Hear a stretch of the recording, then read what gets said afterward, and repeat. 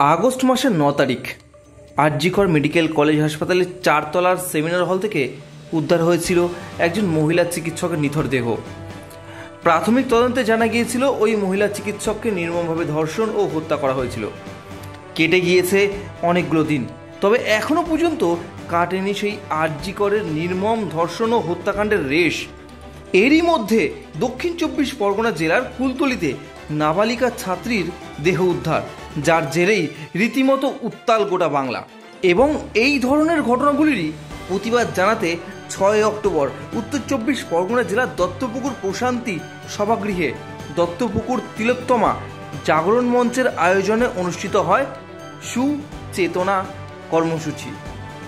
এই দিন দত্তপুকুর প্রশান্তি সভাগৃহে দত্তপুকুর তিলোত্তমা জাগরণ মঞ্চের সদস্যরা বিভিন্ন ধরনের প্রতিবাদমূলক কবিতা পাঠ এবং নাটকের মধ্য দিয়ে প্রতিবাদের একটি রূপ ফুটিয়ে তোলার চেষ্টা করেছে বলেন জানিয়েছেন প্রতিবাদীরা। এই অনুষ্ঠান সম্পর্কে কি বলছে দত্তপুকুর তিলোত্তমা জাগরণ মঞ্চের সদস্যরা, আসুন সেটা একবার শুনে নেওয়া যাক। সামনে পুজো, কিন্তু আমাদের ধারণা যে মানুষের মধ্যে যেই পুজোর যে উৎফুল্লতা, এতদিন আমরা পুজো আসলে যেভাবে উৎফুল্ল হয়েছি, যেভাবে আনন্দিত হয়েছি, এবারে কিন্তু সেটা নেই। তার কারণ হচ্ছে যে ঘটনা ভেরি রিসেন্টলি ঘটে গেছে, আর.জি. কর কাণ্ড, যেখানে আমাদের একটি ডাক্তার, আমাদের বোন বলুন, মা বলুন, আমাদের মেয়ে বলুন, সে চলে গেছে, নৃশংসভাবে তাকে মেরে ফেলা হয়েছে।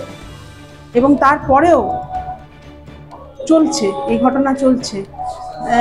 রিসেন্টলি কুলতলিতে একটি ঘটনা ঘটেছে, একটি শিশুকে এভাবে আমরা ভাবতে পারছি না যে এইভাবে মানুষ নৃশংস হতে পারে। সেটা আমাদের মধ্যে সারাক্ষণ চলছে, আমরা সারাক্ষণ এটা নিয়ে ভাবছি।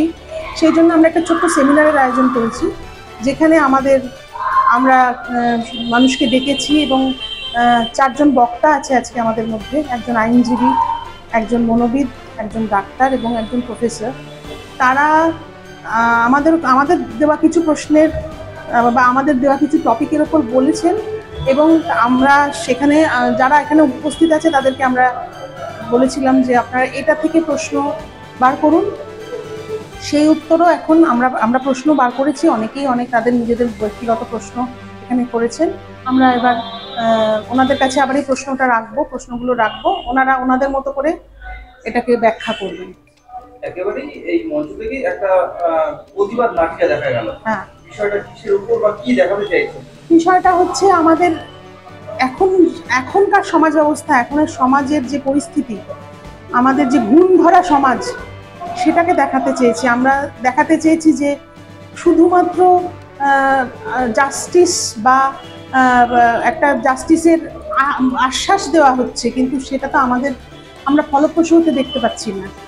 সেটা নিয়েই আমাদের, এবং তার উপরে যে আমাদের সব মিলিয়ে যে আমরা যে খুব খারাপ একটা কাঠামোর মধ্যে, সামাজিক কাঠামোর মধ্যে আছি, সেটা নিয়েই এই নাটিকা। দেখুন, তৎপরতা সেখানেই দেখা যায় যে তৎপর যদি হতো তাহলে কালকের ঘটনাটা ঘটতো না, প্রথম কথা। দ্বিতীয় কথা হচ্ছে যে সিকিউরিটি, দেখুন, যেখান থেকে মানুষের জীবন আসে, মানে ডাক্তাররা মানুষকে জীবন দেয়, সেখানেই সিকিউরিটি নেই। তা আমরা আর কি আশা করব এই প্রশাসনের থেকে? আমরা জানি না আমরা কবে গিয়ে আমরা সত্যি আমরা একটু স্বাধীন হব, মুক্ত হব, এটা আমাদের জানা নেই। আমাদের শুরু হয়েছে 10:30টায়। শেষ হতে হতে ধরুন 1:30-2 বাজবে। সমাজকে বার্তা মানে আমরা, দেখুন, আমরা খুব ছোট পরিসরে কাজ করছি, কিন্তু আমরা যদি আমাদের কথা হচ্ছে যদি 5 জন লোকও আসে এবং 5 জন লোকও যদি নিজেদের মনটা এখান থেকে তৈরি করে, সেটাই আমাদের জন্য সাকসেস। তো আমরা চাইছি যে মানুষ আসুক এবং আমাদের সঙ্গে আসুক, যোগ দিক, এবং তাদের মনটাকে এইভাবে মানে আমরা যাতে প্রতিবাদ করতে ভয় না পাই, আমরা যাতে প্রশাসনের কাছে ন্যায় বিচার চাইতে ভয় না পাই, সেইগুলো আমাদের বার্তা। দেখুন, আমার মনে হয় যে এত বড় একটা ঘটনা, যেটা একটা এত বড় হসপিটালে ঘটেছে, তার বিচার যদি এতদিনেও না পাওয়া যায়, তাহলে ওইটুকু বাচ্চায় ওইখানে একটা গ্রামের মধ্যে হয়েছে, সেখানে কতটুকু কি। এবং আমি কেন, আমরা সবাই জানি যে এরকম ঘটনা প্রতিদিন গ্রামে গ্রামে গ্রামে গঞ্জে ঘটে চলেছে। সেগুলো অনেক সময় চক্ষু আমাদের সামনেই আসে না, ভীষণ উঠবে। আমাদের যে জাগরণ মঞ্চ, সেটা সবার জন্য, সেটা শুধু একমাত্র আরজি করের জন্য নয়।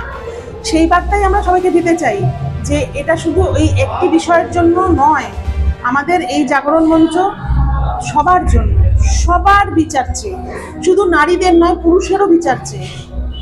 যে অন্যায় হচ্ছে সেই অন্যায়ের বিরুদ্ধে বিচার চাই আমরা, সেটাই হচ্ছে আমাদের একমাত্র লক্ষ্য।